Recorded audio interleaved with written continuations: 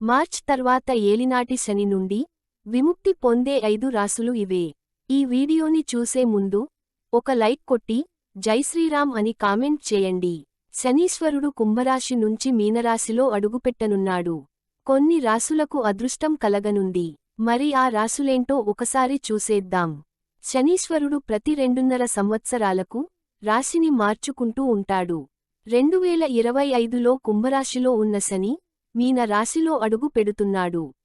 దాదాపు 2.5 ఏళ్లు ఉండనున్నాడు. ఈ సంచారం మార్చి 29దో తేదీన జరగనుంది. కాగా ఈ సంచారం కారణంగా ఇంతకాలం చాలా ఇబ్బంది పడిన కొన్ని రాసులకు విముక్తి కలుగునుంది.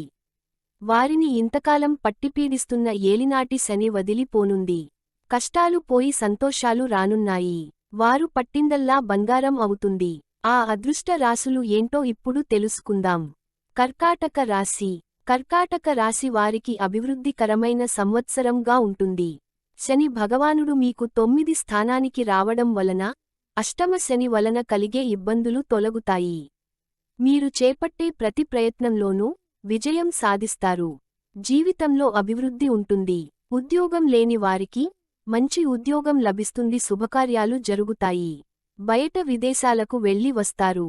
వీరికి మరిన్ని శుభ ఫలితాలు పొందడం కోసం సోమవారం శివారాధన చేయండి. శనివారం రోజు విఘ్నేశ్వరుని, దుర్గాదేవిని పూజించా. నవగ్రహ పీడాహార స్తోత్రాన్ని పఠించండి. సుబ్రహ్మణ్యేశ్వర ఆలయం దర్శనం వలన మీకు మరిన్ని శుభ ఫలితాలు కలుగుతాయి. వృషభ రాశి.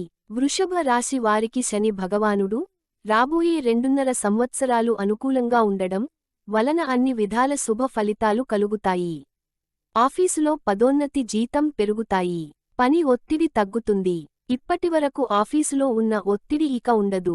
వ్యాపారంలో అభివృద్ధి, ఆదాయం పెరుగుతాయి. మీరు చేపట్టే ప్రతి కార్యంలోనూ విజయం సాధిస్తారు. వీరికి మరిన్ని శుభ ఫలితాలు పొందడం కోసం శుక్రవారం రోజు లక్ష్మీదేవిని పూజించి కనకధార స్తోత్రాన్ని పఠించండి. శ్రీకృష్ణుని పూజించడం, ఆరాధించడం వలన మరింత శుభ ఫలితాలు పొందవచ్చు. మకర రాశి. మకర రాశికి ఏలినాటి శని నుండి విముక్తి లభిస్తుంది. ఇప్పటివరకు ఏలినాటి శని వలన పడిన కష్టాలకు ఫలితం దక్కుతుంది. జీవితంలో ఇక మీరు అభివృద్ధి వైపు ప్రయాణిస్తారు. బ్యాంకు రుణ సహాయం లభిస్తుంది. కొత్త ఇంటికి మారుతారు.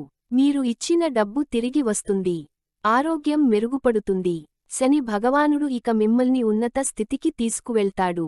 వీరికి మరిన్ని శుభఫలితాలు పొందడం కోసం విఘ్నేశ్వరుని, దుర్గాదేవిని పూజించండి. రాహుకాల సమయంలో దుర్గాదేవి దగ్గర దీపాన్ని వెలిగించి దేవి ఖడ్గమాల వంటి స్తోత్రాన్ని పఠించండి. తులారాశి. శని మీనా రాశికి సంచారం చేయడం వలన వ్యాపారంలో లాభాలు పెరుగుతాయి. ఉద్యోగంలో జీతం పెరుగుతుంది. పదోన్నతి లభిస్తుంది. దీర్ఘకాలిక వ్యాధులు నుండే విముక్తి లభిస్తుంది. ఇప్పటివరకు ఉన్న ఆర్థిక ఇబ్బందులు తొలగుతాయి. మీ ప్రతిభకు తగిన గుర్తింపు లభిస్తుంది. విజయాల పరంపర కొనసాగుతుంది. వీరికి మరిన్ని శుభ ఫలితాలు పొందడం కోసం కనకధార స్తోత్రాన్ని పఠించండి. శుక్రవారం రోజు ఆవు నేతి దీపాన్ని లక్ష్మీదేవి వద్ద వెలిగించండి. ఆదిత్య హృదయ పారాయణం చాలా మంచిది. వృశ్చిక రాశి. ఆదాయానికి మార్గాలు పెరుగుతాయి. ఆగిపోయిన శుభకార్యాలు ఒకదాని తరువాత ఒకటి జరిగే. ఇంట్లో సంతోషం నెలకొంటుంది. ఆర్థిక సమస్యలు తీరతాయి. కొత్త ఉద్యోగం లభిస్తుంది. ఆఫీసులో పని ఒత్తిడి తగ్గుతుంది. వీరికి మరిన్ని శుభ ఫలితాలు పొందడం కోసం గురుదక్షిణామూర్తి స్తోత్రాన్ని పఠించాలి. ఆరోగ్య సమస్యలు తొలగిపోవడానికి దక్షిణామూర్తిని పూజించండి. శనగలను ఆలయాల్లో పంచిపెట్టండి. మా ఈ వీడియో నచ్చినట్లయితే ఒక లైక్ కొట్టి మీ ఫ్రెండ్స్ అండ్ ఫ్యామిలీ మెంబర్స్కి షేర్ చేయండి. అలాగే మా ఛానల్ని సబ్స్క్రైబ్ చేసుకోండి.